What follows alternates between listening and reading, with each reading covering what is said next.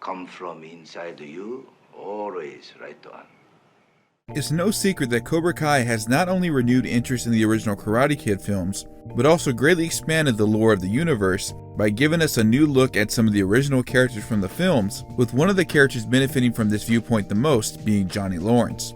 I think that's why so many people enjoy the first season. It switches the roles between Johnny and Daniel. Johnny was a rich kid from Encino Hills and the top student of Cobra Kai, but is now a down-on-his-luck adult struggling to find his purpose. Daniel was a kid from New Jersey who moved to Reseda, but is now the owner of a successful dealership franchise and uses some of Miyagi-Do in his advertising and marketing. But what if I told you that there was almost a fifth Karate Kid film, and if it had been made, Cobra Kai would be either very different today or not exist at all? This is the Karate Kid movie we almost had.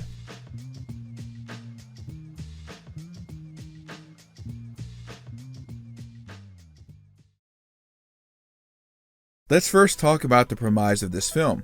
On August 27, 2020, the day before Cobra Kai Season 1 and Season 2 officially debuted on Netflix, William Zabka spoke to Collider about Cobra Kai Season 3, what it was like filming The Karate Kid, and how Pat Morita in his final years pitched William a fifth Karate Kid film idea. I had so many people that had ideas for Johnny Lawrence. Actually, my favorite one was Pat Morita himself had an idea. He wasn't done with Miyagi yet, and this is in his last years. He called me, he said, BZ, I have a great idea for Karate Kid 5.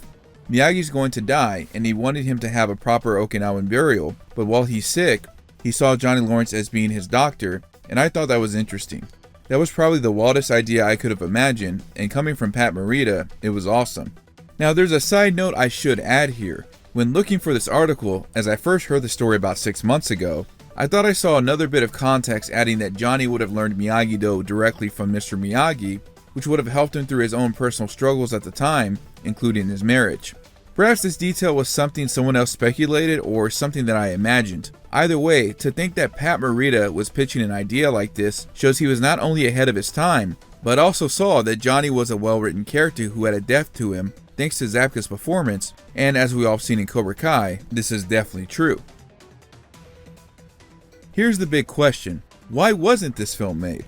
I think one of the most obvious reasons was the lack of interest at the time.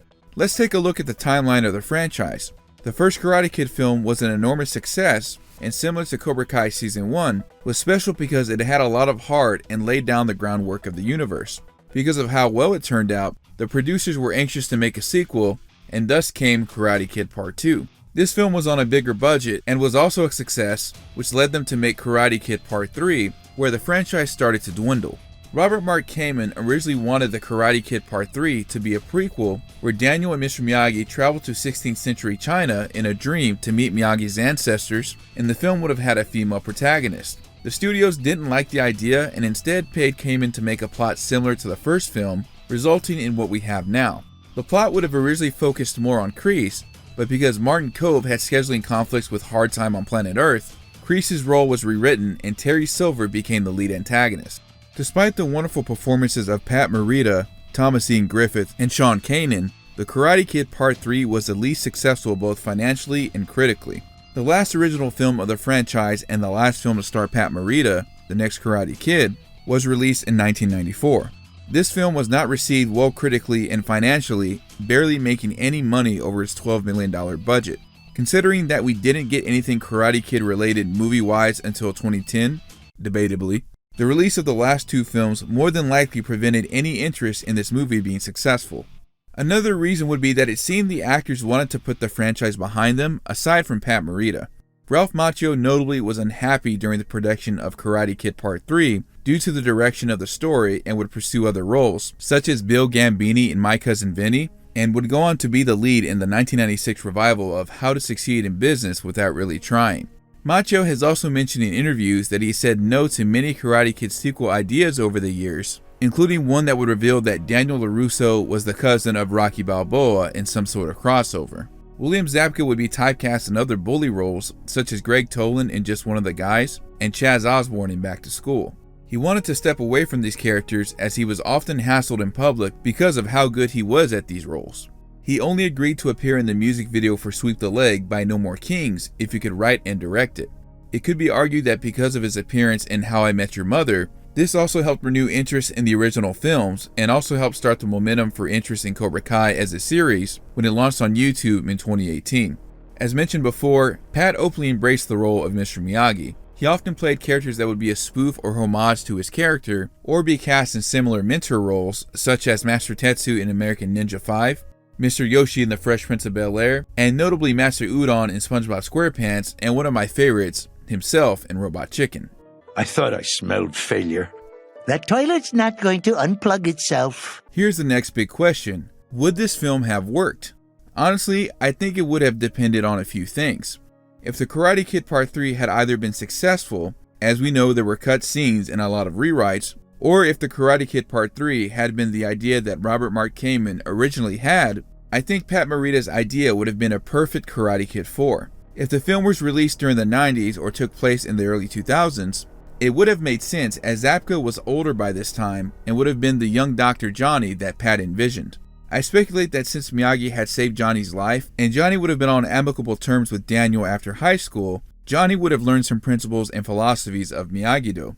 Maybe we could have seen Daniel and Johnny train together in Miyagi-Do to honor Mr. Miyagi's memory and pass on their philosophy to their own students. We could have even had a conversation with Johnny and Mr. Miyagi where Johnny thanks him for saving his life, repeating the famous quote when talking about Kreese, "No such thing as bad student, only bad teacher." Another interesting plot point would have been though that Johnny had moved on from what happened in high school. Daniel could be reluctant to see Johnny again while he's accompanying Mr. Miyagi to one of his appointments, and Mr. Miyagi would bring the two together as they're no longer enemies. There are so many different ways that this film could have gone, but as Williams said, to see Johnny and Miyagi team up would have been an amazing sight to see for the franchise. If this film had come out, would Cobra Kai exist? This is another question that has crossed my mind, and I would say simply, it depends. If, for example, one of the plot points of the film is where Daniel and Johnny buried the hatchet much earlier than they did in Cobra Kai, it's unlikely that Cobra Kai would have had an impactful first season. What would they have focused on? Unless Johnny had somehow lost his license as a doctor and gone down a spiraling path, it would have not worked the same way. Though if the two had already opened a dojo by this point, we still could have examined how the new generation of fighters are toughing it out through high school and the conflicts they face. Another factor on depending if this film would have worked or not would be the lack of existence of Karate Kid Part 3 as we know it. If the studio agreed to do the original plot that Robert wanted, there would be no Terry Silver or Mike Barnes, meaning another big chunk of Cobra Kai lore would not exist today, given Silver's impact on seasons 4 and 5.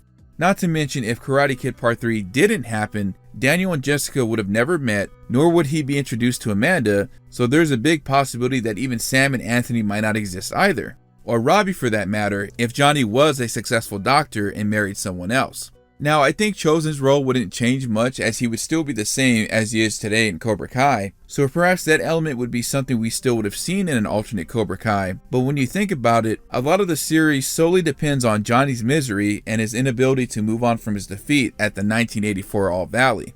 But what if Karate Kid Part 3 did exist as it does now, and somehow Pat's idea came out as a fifth film? Well, I think that still changes things a little bit. Perhaps Daniel and Johnny would still be teaching together by the time Cobra Kai takes place, but Kreese would still return to try to convince Johnny to teach Cobra Kai and could have Terry Silver involved. However, again, Kreese may not have ever returned at all if Johnny never reopened Cobra Kai, so again, it all depends on Johnny's inability to move on from the past. At least Daniel would have met Amanda, and Sam and Anthony would still exist in this timeline. Here are my final thoughts on this potential film we had. Honestly, it would have been cool to see Mr. Miyagi take Johnny under his wing, as there are countless videos out there on what would have happened if Johnny joined Miyagi-Do right after the All Valley tournament, which even some of you viewers have asked me to do, but to be fair, I'm still debating that as there are a ton of videos out there already on the subject, so I think overall the concept would have been interesting. How it would have been executed though would have either altered Cobra Kai altogether or even prevented it from existing, which is nuts to think about. In a way, it does make me thankful that Karate Kid Part 3 and the next Karate Kid do exist, as the former is a core part of seasons 3 through 5, and the latter is still borrowed upon in references and plot points, such as the characters of both Sam and Tori. Despite them both being weak points of the franchise, though memorable in some scenes and aspects, they did give Cobra Kai a foundation to work off of along with the other films to make the Miyagi-verse come to life. I'm hoping in the future after the final season of Cobra Kai that we will see some spin-offs, as the Miyagi prequel is something that is needed and also what people have been requesting.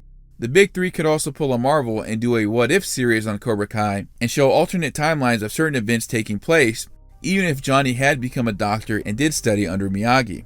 We can only hope and speculate, but it's interesting to know that Pat Morita wanted to play Mr. Miyagi one last time. Let me know what you guys think down below. Would this film have worked, and if it was made, would there still be a Cobra Kai? If you enjoyed the video, be sure to like it, subscribe, share it with your friends, and comment, as these all help my channel grow. Also, let me know if you like some of these shorter 10-minute videos. These are videos I'll keep experimenting with between my analysis videos to keep things fresh while I work on the longer videos in the background. If there's enough interest, I'll do some more after the next one I have planned. Be sure to check out and subscribe to my gaming channel. I've got some new clips from Street Fighter 6, and I'll be uploading more clips in between editing the videos on my main channel. Supporting the gaming channel helps me support this channel, and my goal is to reach 1,000 subscribers, so any help and support are appreciated. Keep up with me on my socials via Instagram and Twitter. I'm mostly more active on Instagram as I post on my story frequently, but I do often share my thoughts on Twitter.